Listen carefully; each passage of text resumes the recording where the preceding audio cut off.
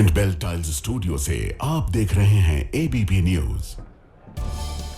ना इधर ना उधर, हर खबर की पूरी खबर, ना लाग लपेट ना ही खबरों में खोट। आप देख रहे हैं एबीपी रिपोर्ट और मैं हूं आपके साथ शीरी।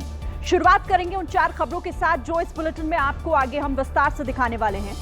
पहली खबर ओवल टेस्ट में भारत की जबरदस्त जीत से जुड़ी हुई।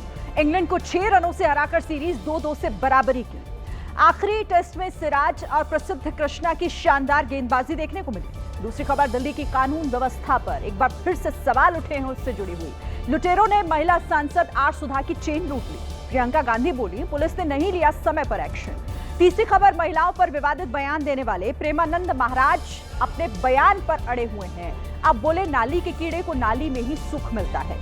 और पहाड़ से मैदान तक कुदरत का कहर जारी है। मैदानी इलाकों में उफान पर है नदियां। पटना प्रयागराज में बाढ़ जैसे हालात हैं, तो वहीं पहाड़ों पर हो रही हैं लैंडस्लाइड। दिखाएंगे तस्वीरें आपको। महिलाएं अब घर पर भी सुरक्षित नहीं। पुणे के एक अपार्टमेंट का एक वीडियो सामने आया जिसमें एक लुटेरे ने दिन दहाड़े घर में घुसकर एक महिला को लूट लिया।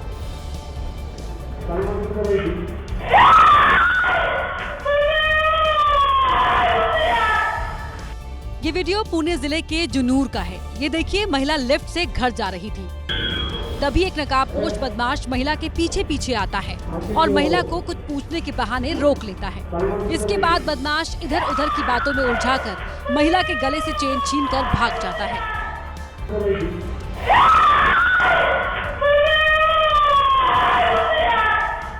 इस घटना से महिला इतनी बुरी तरह डर जाती है कि वो बदमाश का पीछा तक नहीं करती और तुरंत ही लिफ्ट बंद करके चली जाती है। ये घटना 3 अगस्त सुबह 10 बजे की है। पुलिस के हाथ एक और सीसीटीवी फुटेज लगा है जिसमें ये नकाबपोश बदमाश अपने साथी के साथ बाइक पर अपार्टमेंट के बाहर महिला का पीछा करता दिख रहा है। पुलिस अब चेन छीनने वाले बदमाश की तलाश में जुट गई है।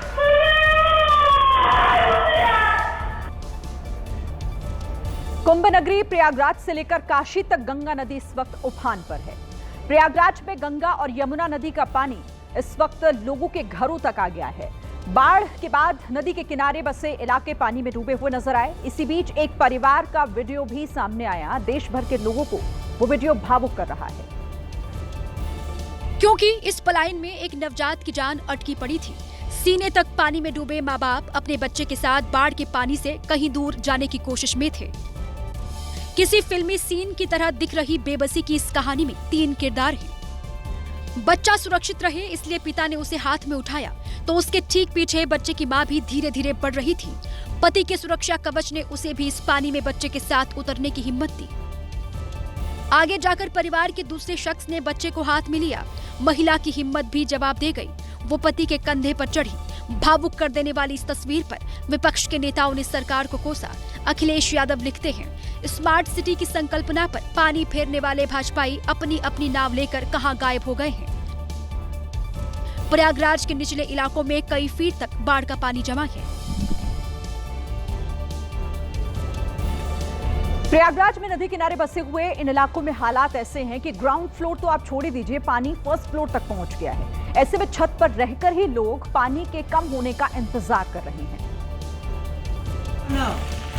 लेकिन अभी भी पानी उतरा नहीं। प्रयागराज के छोटा बघड़ा इलाके में नाव ही लोगों के लिए आने जाने का सहारा बनी। गंगा और यमुना दोनों ही नदी खतरे के निशान से 1.5 मीटर ऊपर आई, तो प्रयागराज के 107 मोहल्ले पानी में डूब गए। सामने की तरफ की जो तस्वीरें हैं उसमें कुछ ऐसे परिवार हैं जो यहाँ पर फंसे हुए हैं। सामने की तरफ में कुछ तस्वीरें हैं, बाईं की तरफ में कुछ तस्वीरें अगर आप देखिए तो लोग अपने छतों पर यहाँ पर फंसे हुए दिखाई दे रहे हैं। संगम नगरी में लोगों से बात करने के लिए हमें भी नाव में बैठकर उनके पास जाना पड़ा। मैम बताइए, कितनी समस्याओं का सामना करना पड़ रहा है? अरे बस सामने का एक तल बूढ़ गया है, बाहर के रहने वाले हैं हम लोग। तो मैम कितना पानी है ये, मतलब कितना मंजिल पे हैं आप लोग? अभी दूसरे मंजिल पर हैं। एसडीआरएफ की टीम ने मोर्चा संभाला। घरों से निकालकर 7,000 लोगों को 18 बाढ़ शिविरों में शिफ्ट किया गया। बाढ़ की ऐसी ही तस्वीरें काशी से भी सामने आई हैं। काशी में इस वक्त गंगा किनारे बने सभी 84 घाट डूब चुके हैं। वाराणसी में गंगा का जलस्तर 72 मीटर के ऊपर बताया जा रहा है। मां गंगा का पानी वाराणसी की सड़कों तक पहुंच गया है। बताया गया कि साल 2013 के बाद पहली बार नदी में पानी का लेवल इतना बढ़ा है। उफान पर बह रही गंगा नदी ने वाराणसी में बाढ़ जैसी स्थिति पैदा कर दी है। अब बिहार में हो रहे बूंद विनाश की बात कर लेते हैं। वहां पर बारिश के सीजन में फिर एक बार पुल बह गया है। इस बार यह घटना जमुई जिले में हुई। वहां पर बारिश के बाद पानी के बहाव ने एक पुल को तोड़कर अपना रास्ता बना लिया। गांव के लोगों ने पुल टूटने का लाइव वीडियो रिकॉर्ड किया। पानी ने सबसे पहले पुल के नीचे की मिट्टी को खोखला किया। वहां से धीरे धीरे उसने अपना रास्ता बनाया।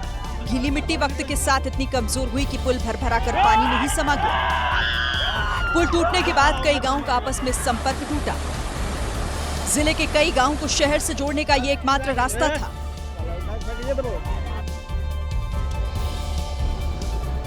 बिहार के बेतिया में बारिश का पानी ऐसा जमा हुआ है कि वहां पर सड़क और नाले के बीच का फर्क ही मिट गया है। पानी से भरी हुई सड़क पर लोग अपनी गाड़ियां लेकर आए तो वो नाले में गिरने लग गए, क्योंकि उन्हें पता ही नहीं था कि सड़क कहां है और नाला कहां। चलते चलते अचानक नाले में गिरने वाले शख्स को बचाने के लिए आसपास मौजूद लोग दौड़ पड़े। अरे बचाओ उसको, नाली में गिर गया आदमी। एक समय तो उसे बचाने गए लोग भी नाले में गिरने वाले थे, लेकिन फिर संभलते हुए उन लोगों ने एक दूसरे का हाथ पकड़ा। 4 लोग मिलकर इस बाइक सवार के करीब गए और उसे पानी से बाहर निकाला। बाइक वाला भी एक हाथ में अपनी बाइक लेकर ही बाहर निकला।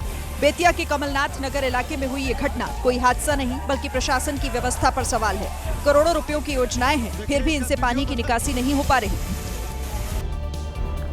इधर बिहार के बेतिया में बाढ़ के पानी से दूर रहने की बजाय कुछ लड़के वहां जाकर सेल्फी लेने लगे और सेल्फी भी पानी के बीचों बीच जाकर ली गई। फोम को नाव बनाकर ये लोग उस पर बैठे और फिर पानी के बहाव में बहते बहते सेल्फी लेने लगे। लापरवाही से भरी हुई सेल्फी के दौरान छोटी सी भी गलती अगर हो जाती तो उनकी जान पर भारी पड़ सकती थी। सड़क पर थार एसयूवी के कोहराम के किस्से रोज सामने आते हैं। ताजा मामला जो सामने आया वो बिहार के रोहतास का है, जहां पर एक तेज रफ्तार थार ने 4 लोगों को रौंद दिया। इस हादसे में एक महिला की भी मौत हो गई जबकि 3 लोग घायल हो गए। तस्वीरों में नजर आया एक महिला सड़क किनारे से जा रही थी। वहीं इंटरलॉकिंग रोड के किनारे पर 2 लोग बैठे दिखाई दिए। अभी सड़क किनारे चल रही महिला कुछ कदम आगे बढ़ी ही थी। तेज रफ्तार थार गाड़ी महिला की ओर आ गई और इससे पहले महिला और सड़क किनारे बैठे लोग कुछ समझ पाते, तेज रफ्तार थार गाड़ी ने उन्हें उड़ा दिया। गाड़ी सीधे सड़क से गड्ढे में गिरी जिसमें पानी भरा था। वहीं हादसे के बाद एक युवक गाड़ी के नीचे से निकलता दिखाई दिया, जबकि थार की चपेट में आए अन्य लोगों को स्थानीय लोगों ने बाहर निकाला। वहीं हादसे के बाद मौके पर जमा हुई भीड़ ने थार गाड़ी को चला रहे शख्स और उसके 2 साथियों की जमकर पिटाई कर दी। बताया जा रहा है कि तीनों युवक शराब के नशे में थे। घटना रोहतास के काराकाट थाना क्षेत्र की है। इधर यूपी के हापुड़ में मकान के छज्जे से जुड़ा विवाद लठ युद्ध में तब्दील हो गया है। घटना हापुड़ के धौलाना इलाके की है, जहां पर 2 पड़ोसियों के बीच छत का छज्जा निकालने को लेकर संग्राम छिड़ गया। विवाद इतना ज्यादा बढ़ गया कि दोनों तरफ की महिलाएं और पुरुष एक दूसरे पर हमला करने लगे। जिसको जो मिला वही लेकर दूसरे पक्ष पर हमला बोल दिया। महिलाएं पुरुषों को मार रही थी और पुरुष महिलाओं को मार रहे थे। आसपास के लोग बीच बचाव करने के बजाय वीडियो बना रहे थे। छज्जे के लिए हो रही इस मारपीट में यही समझ में नहीं आ रहा था कि आखिर इनमें बीच बचाव कौन कर रहा है, क्योंकि जो कुछ सेकंड पहले मारपीट करने वालों को रोक रहा होता वही अगले सेकंड हमलावर बन जाता और लाठी ईंट जो भी मिल जाए उसी से हमला करने लगता। इस बीच जो मारपीट कर रहा होता वो बीच बचाव करने लगता। बताया जा रहा है कि इस विवाद में 3 महिलाओं समेत करीब 4 लोग घायल हुए हैं। अमेरिका के नॉर्थ कैरोलिना में एक छोटा प्लेन तेजी से नीचे की तरफ आया और कलाबाजियां लगाते हुए समुद्र में समा गया। उड़ान भरने के बाद प्लेन में तकनीकी खराबी आ गई थी। Oh my God! जिसके बाद विमान उड़ा रहे पायलट ने सूझबूझ दिखाते हुए प्लेन को समुद्र में उतारने का फैसला लिया। वीडियो में दिखा कि प्लेन तेजी से नीचे की ओर आया और पलटियां खाते हुए समुद्र में समा गया। Oh my God! यह हादसा नॉर्थ कैरोलिना के ओक आइलैंड के समुद्र किनारे मौजूद कुछ सैलानियों ने अपने मोबाइल में रिकॉर्ड कर लिया। Oh my God! समुद्र किनारे मौजूद लोगों ने विमान के पायलट को सुरक्षित निकाल लिया। इस हादसे में उसे मामूली चोट आई है।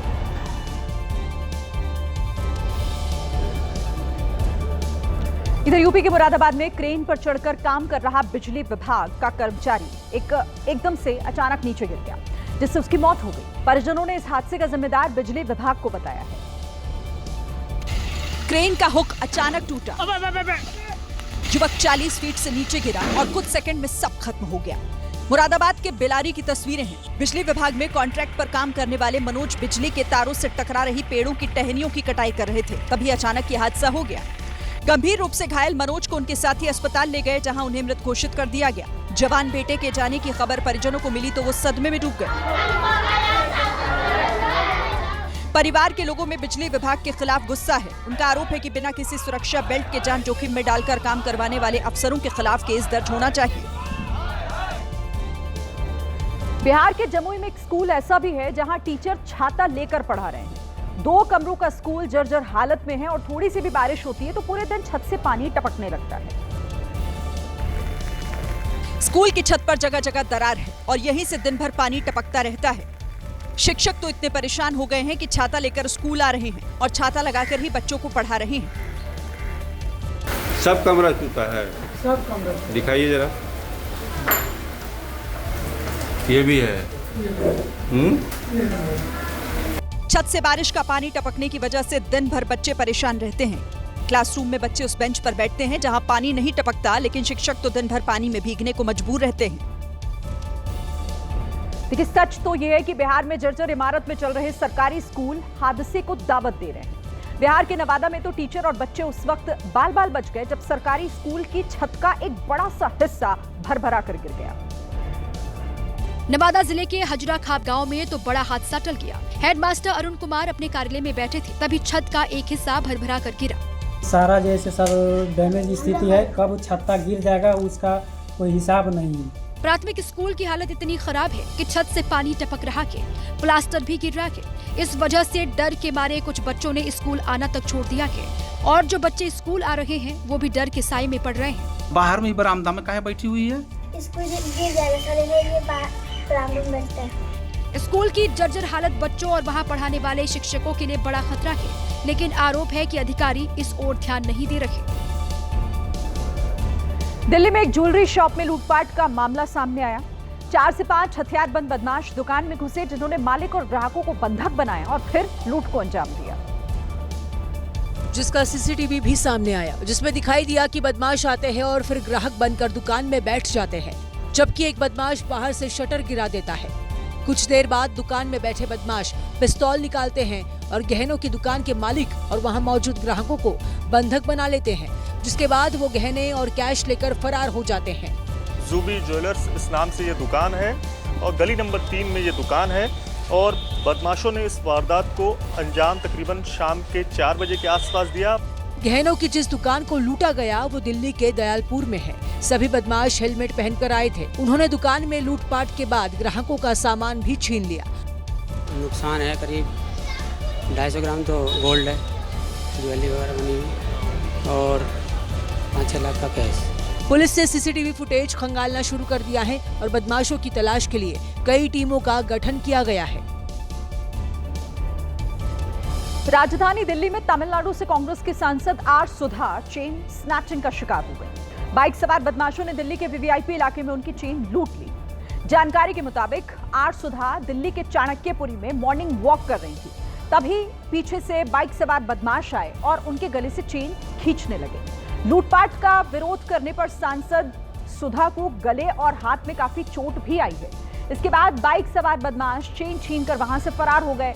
जहां पर चेन स्नैचिंग हुई वहां से संसद भवन, राष्ट्रपति भवन और प्रधानमंत्री आवास कुछ ही दूरी पर मौजूद है। राज्य सरकारों के आवास और कई देशों के दूतावास भी पास में ही मौजूद है। ऐसे में बेहद संवेदनशील इलाके में कांग्रेस सांसद के साथ हुई इस लूट की वारदात से राजधानी की सुरक्षा व्यवस्था पर भी सवाल खड़े हो रहे हैं। चेन स्नैचिंग की घटना के बाद सांसद आर सुधा ने प्रियंका गांधी को लूटपाट की जानकारी दी, जिसके बाद प्रियंका गांधी आर सुधा को लेकर लोकसभा अध्यक्ष ओम बिरला के पास गई और इस मामले की शिकायत की। सांसद आर सुधा ने गृह मंत्री अमित शाह को भी एक पत्र लिखा और राजधानी दिल्ली के वीआईपी इलाके में हुई लूटपाट की घटना पर सवाल उठाए। He called police. He asked them to take an action. I'm waiting for that. There is no safety in this country for common women. That is a reality. Party की महिला सांसद के साथ हुई लूटपाट की इस घटना से कांग्रेस भड़क गई। कांग्रेस महिला मोर्चा की अध्यक्ष अलका लांबा ने भी सरकार को घेरा। ये अति गंभीर मामला है और मुझे लगता है कि संसद के इस सत्र में आज एक महिला सांसद के साथ हुई इस घटना पर चर्चा होनी चाहिए। सहारनपुर से कांग्रेस सांसद इमरान मसूद ने भी कानून व्यवस्था को लेकर सवाल उठाए और महिला सुरक्षा के मुद्दे पर संसद में चर्चा की मांग की। बारिश के बाद कमजोर हो रहे पहाड़ों का गिरना बदस्तूर जारी है। आज अरुणाचल प्रदेश के मंचूका में लैंडस्लाइड हुआ। वहां पहाड़ का एक बड़ा सा हिस्सा सड़क तक आ गया।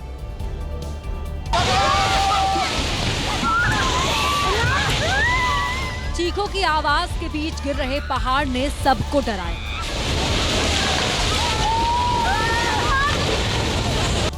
जिस इलाके में पहाड़ गिरा वहां नाला बनाने का काम चल रहा था। पहाड़ को गिरता देख मजदूर जान बचाकर भागने लगे। बारिश से कमजोर हो चुके पहाड़ के पत्थर, मिट्टी, उसमें लगे पेड़ सब पलक झपकते ही नीचे आ गए। कुदरत का सितम उत्तराखंड के धार जिला में भी दिखा। वहां सोबला गांव में बादल फट गया। गनीमत रही कि बादल जंगल में फटे। रिहायशी इलाके में ऐसा सैलाब आता तो कई लोगों की जान खतरे में होती। देखिए, पहाड़ी इलाकों में रहने वाले लोगों के लिए ये समय किसी अग्नि परीक्षा से कम नहीं है। वहां हर दिन टूट रही सड़कें और पुलों के बीच जान जोखिम में डालकर लोग नदियां पार करने को मजबूर हैं। हिमाचल प्रदेश के कुल्लू में तो मजबूरी में एक पेड़ को ही पुल बना दिया गया। बड़े से पेड़ का तना ही इन लोगों के लिए नदी पार करने का रास्ता बना। कितना बड़ा हो रहा है। तेज बहाव में आ रही पानी की डरावनी आवाज के बीच उसके ठीक ऊपर ये बच्चा कंधे पर अपनी जिम्मेदारियों का बोझ लेकर चलता दिखा। ऐसा लगा मानो इस बच्चे के मन से पानी का डर ही खत्म हो गया। कितना बड़ा हो रहा है। बच्चे के बाद दूसरे छोर पर खड़े कुछ और लोग इस रास्ते को पार करने के इंतजार में थे। गोलाकार में बना पेड़ का तना किसी को चलने के लिए सुरक्षित रास्ता कभी नहीं दे सकता। फिर भी इन लोगों ने मजबूरी में इसे चुना। यहाँ जरा सी चूक इनकी जिंदगी खत्म कर सकती है।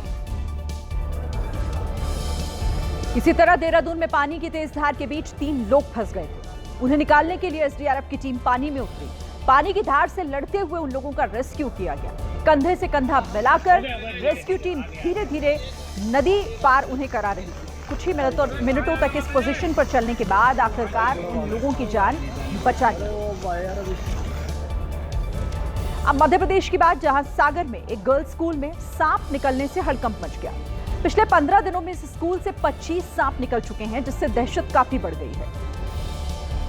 फर्श पर घूम रहे सांप को पकड़ने के लिए युवक ने जैसे ही उसकी पूंछ पर पैर रखा, वो फन फैलाकर खड़ा हो गया और युवक के पैर पर हमला करने की कोशिश की। हालांकि युवक ने जूता पहना हुआ था। वहीं दूसरी तस्वीर में युवक एक और सांप को पकड़ता हुआ दिखाई दिया, जिन्हें बोतल में बंद कर जंगल में छोड़ दिया गया। सागर के देवरी क्षेत्र में मौजूद शासकीय कन्या उच्चतर माध्यमिक विद्यालय से पिछले 15 दिनों में ऐसे 25 सांप निकल चुके हैं। जिन कमरों में सांप निकल रहे हैं उन कमरों में हमने टोटल बंद कर रखा है। वहाँ किसी बच्चे को जाने नहीं देते हैं। केवल स्टाफ के व्यक्ति जाते हैं और देख दाख के आ जाते हैं। वहीं अब स्कूल के जिन कमरों से सांप निकल रहे हैं उनके फर्श को तोड़ा जा रहा है और नया प्लास्टर किया जा रहा है।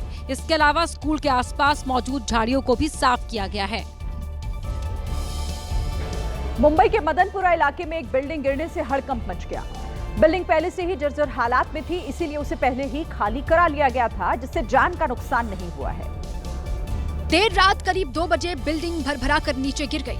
मलबा सड़क पर बिखर गया। ये बिल्डिंग काफी पुरानी बताई जा रही है। ये बिल्डिंग ग्राउंड फ्लोर के साथ 3 मंजिला थी। किसी अनहोनी की आशंका से पहले ही बिल्डिंग को पूरी तरह खाली करा लिया गया था। ये बिल्डिंग कई साल पुरानी बताई जा रही है, जिसमें पोस्ट ऑफिस भी था। भाईकला के मदनपुरा इलाके में रात के वक्त ये हादसा हुआ। सुबह वहाँ भारी भीड़ जमा हो गई। पहले इमारत की पहली और तीसरी मंजिल का हिस्सा ढहा, जिसे बाद में प्रशासन ने पूरी तरह ढहा दिया। दिल्ली के लक्ष्मी नगर में आज सुबह एक भीषण सड़क हादसा हुआ, जिससे एक आदमी की जान चली गई और कई गाड़ियों को भी नुकसान हुआ। तेज रफ्तार से आ रही डीटीसी की बस अनियंत्रित हो गई और विकास मार्ग पर सड़क किनारे खड़े कई गाड़ियों को इस बस ने रौंद दिया। 63 साल के ऑटो चालक मोहम्मद हैन सड़क के किनारे सवारी का इंतजार कर रहा था। उनका ऑटो भी बस की चपेट में आ गया। ये टक्कर इतनी भयंकर थी कि ऑटो चालक की मौके पर मौत हो गई। पुलिस ने केस दर्ज कर कानूनी कार्रवाई शुरू कर दी है। शुरुआती जांच में पता चला कि बस चालक नोएडा का रहने वाला है। 148 साल के किस्सों यादों के साथ पोस्ट ऑफिस की रजिस्ट्री यानी रजिस्टर्ड पोस्ट बंद होने जा रहा है।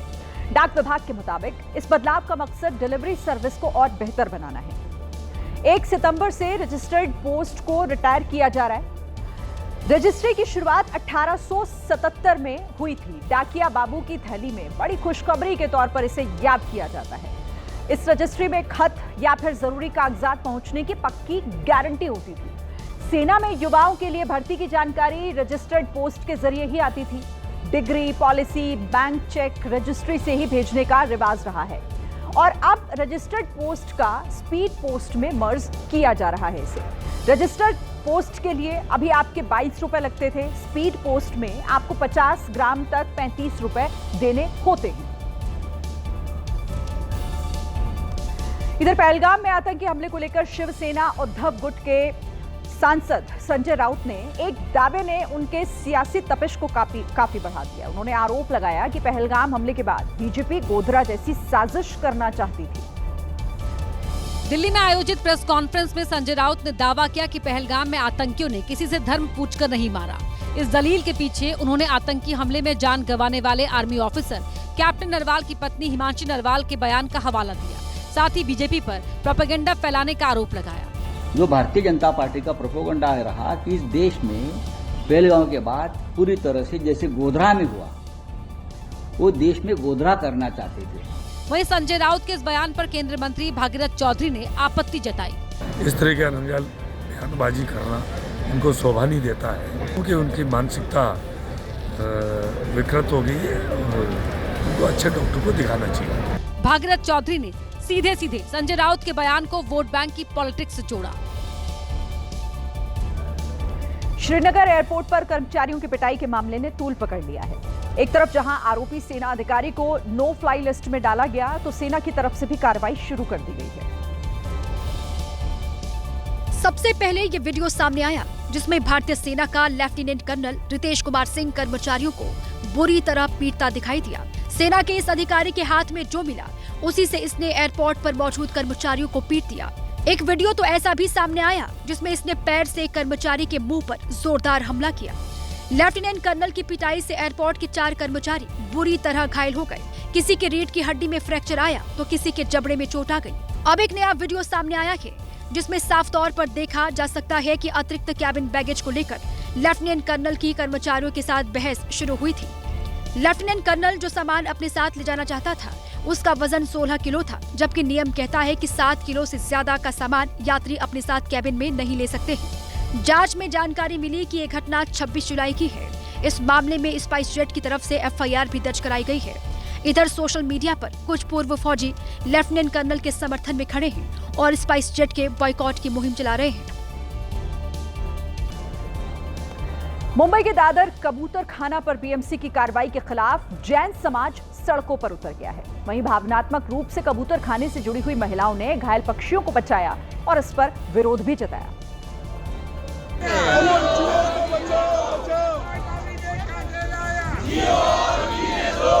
क्योंकि दादर कबूतर खाना बंद होने से अब सड़कों पर कबूतर मंडरा रहे हैं। कबूतर खाने के 300 मीटर के दायरे में बड़ी संख्या में कबूतर सड़कों पर बैठे नजर आए।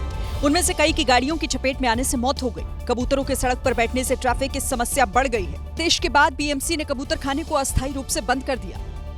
कबूतरों को दाना खिलाने वालों के खिलाफ एक्शन भी लिया जा रहा है, जिससे पशु प्रेमियों में आक्रोश है। हर चौराहे पे, हर नुक्कड़ के ऊपर कबूतरों के लिए हनुमान चालीसा या विश्व हिंदू परिषद बजरंग दल स्वयं संघ रास्ते पे पहली बार मेरे कहने पे आया। पक्षी प्रेमी कबूतर खाने को फिर से शुरू कराने के लिए सड़क पर उतर गए। विरोध प्रदर्शन के बाद BMC दूसरे विकल्प पर विचार कर रही है। ये दादर के कबूतर खाना के आसपास के 8 से 10 बिल्डिंग है। 10 बिल्डिंग में सर्वे करवाए BMC। एक बड़ी खबर इस वक्त यूपी से आ रही है, जहां यूपी ATS ने पाकिस्तानी नेटवर्क से जुड़े हुए 2 लोगों को गिरफ्तार किया है। गिरफ्तार किए गए दोनों आरोपी सोशल मीडिया के जरिए पाकिस्तान स्थित हैंडलर्स के संपर्क में थे और भारत में आतंकी गतिविधियों को अंजाम देने की साजिश रच रहे थे। आरोपियों की पहचान अजमल अली और उसामा माज शेख के तौर पर हुई है। अजमल अली अमरोहा जिले का निवासी है और वो व्हाट्सएप ग्रुप रिवाइविंग इस्लाम का सदस्य है। इस ग्रुप में 400 पाकिस्तानी सदस्य हैं। वहीं दूसरा आरोपी उसामा माज शेख महाराष्ट्र के ठाणे का निवासी है। दोनों भारत में शरिया कानून लागू करने की बात करते थे। तो यूपी एटीएस ने 2 लोगों को गिरफ्तार किया है। शरिया कानून लागू करने की ये साजिश रच रहे थे और पाकिस्तानी हैंडलर्स के संपर्क में थे। रूस में एक बवंडर ने खूब जमकर तबाही मचाई। जैसे ही समंदर के तट से बवंडर टकराया, उसने वहां पर रखे हुए सामान, टेंट्स, यहां तक कि मोटर बोट्स को भी हवा में उड़ा दिया। बवंडर के साथ बारिश ने भी लोगों की जिंदगी खतरे में डाल दी। हवा के जोर से डरकर चीख रहे लोगों की आंखों के सामने एक मोटर बोट उड़कर आ गई।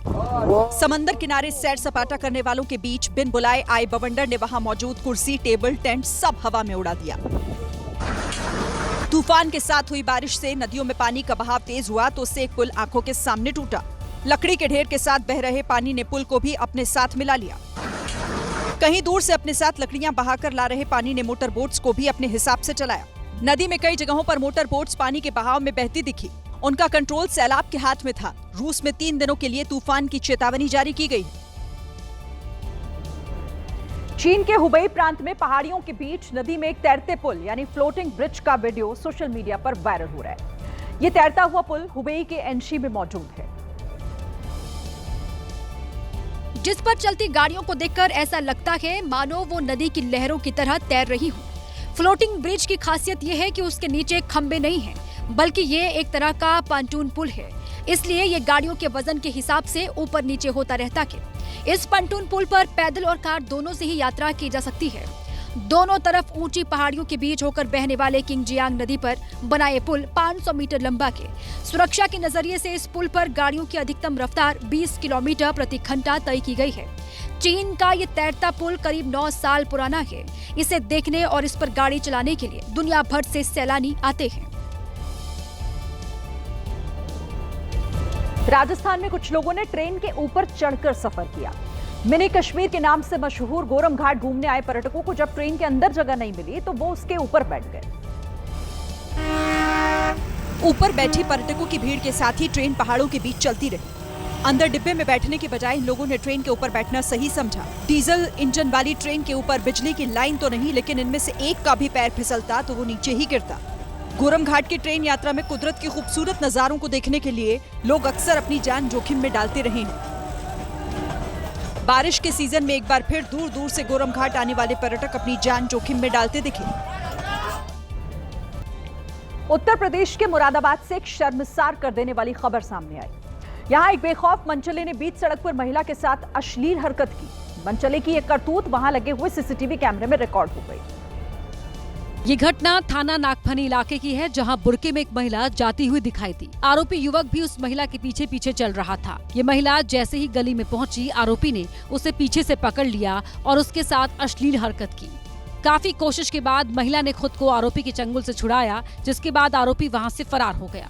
हालांकि अब तक इस मामले में पुलिस में शिकायत दर्ज नहीं करवाई गई है, लेकिन खबर है कि वीडियो के आधार पर पुलिस आरोपी की तलाश कर रही है। अब एक बड़ी खबर आपको बता दें, बिहार में विधानसभा चुनाव से पहले नीतीश सरकार ने एक बड़ा फैसला लिया है। उन्होंने ऐलान किया है कि शिक्षकों की बहाली में अब बिहार के निवासियों को प्राथमिकता दी जाएगी। इसकी जानकारी खुद मुख्यमंत्री नीतीश कुमार ने सोशल मीडिया पर एक पोस्ट के जरिए शेयर की। अपने पोस्ट में नीतीश कुमार ने लिखा कि इसके लिए शिक्षा विभाग को संबंधित नियमों में जरूरी संशोधन करने का निर्देश दिया गया है और ये TRE 4 से ही लागू किया जाएगा।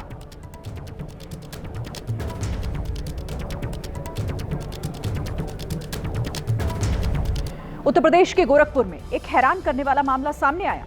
यहां एक रेस्टोरेंट में वेज बिरयानी में हड्डी मिलने से एक कस्टमर ने इसका आरोप लगाया और फिर वहां पर जमकर हंगामा हुआ।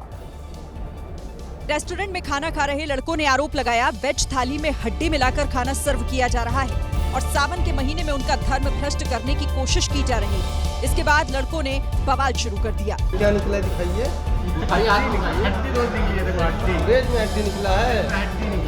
वेज में हड्डी निकली है, कोई सफाई नहीं है यहाँ पे। लड़कों ने हंगामे के बीच मैनेजर को बुलाने के लिए भी कहा। बुलाओ, उनको दिखाइए। मैनेजर कौन है, बुलाइए, मैनेजर साहब को बुलाइए। रेस्टोरेंट के मैनेजर ने लड़कों को समझाने की कोशिश की, लेकिन वो मानने को तैयार नहीं हुए, जिसके बाद पुलिस को बुलाना पड़ा।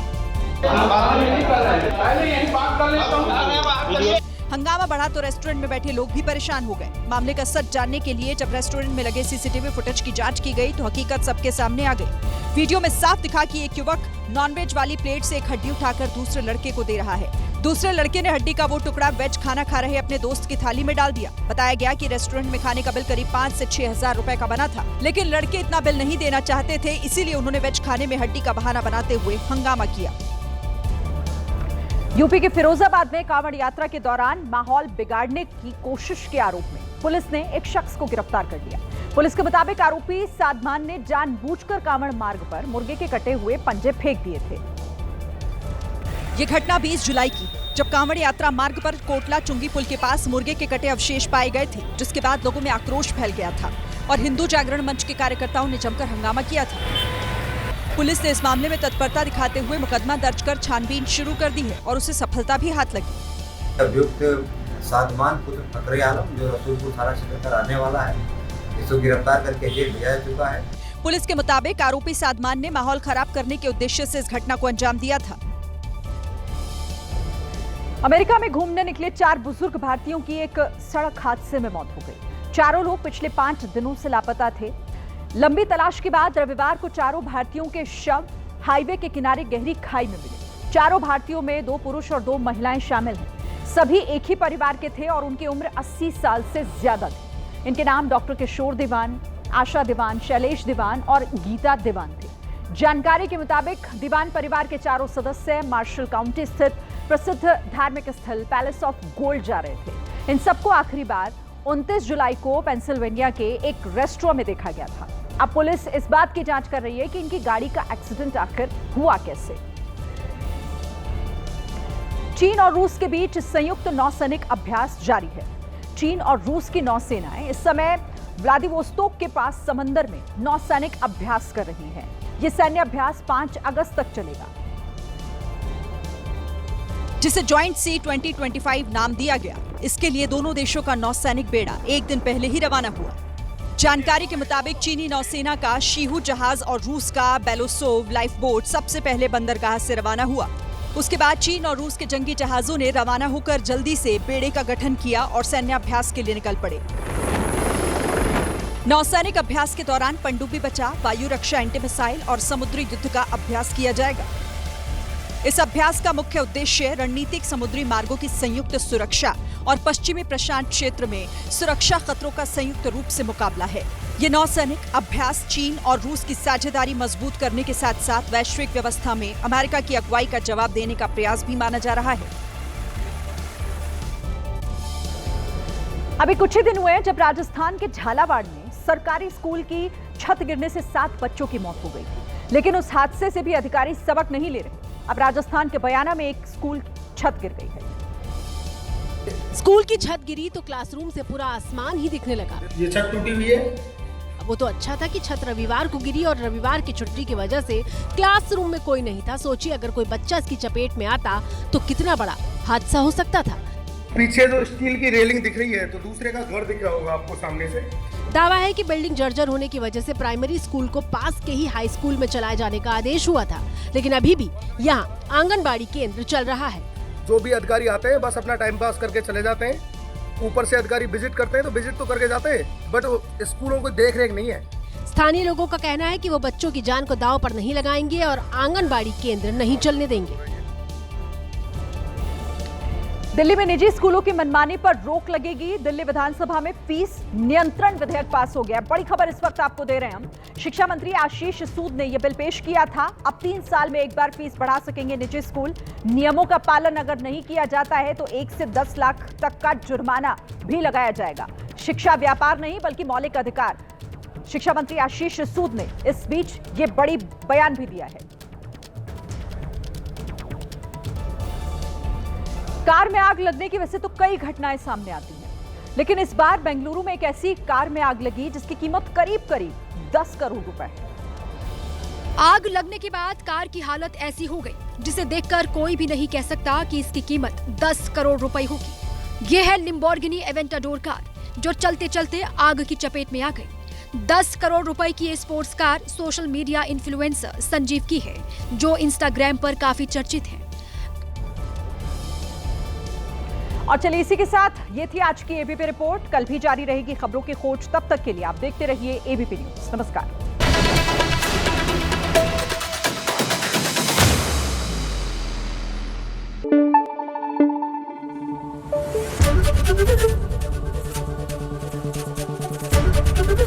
एबीपी न्यूज आपको रखे आगे।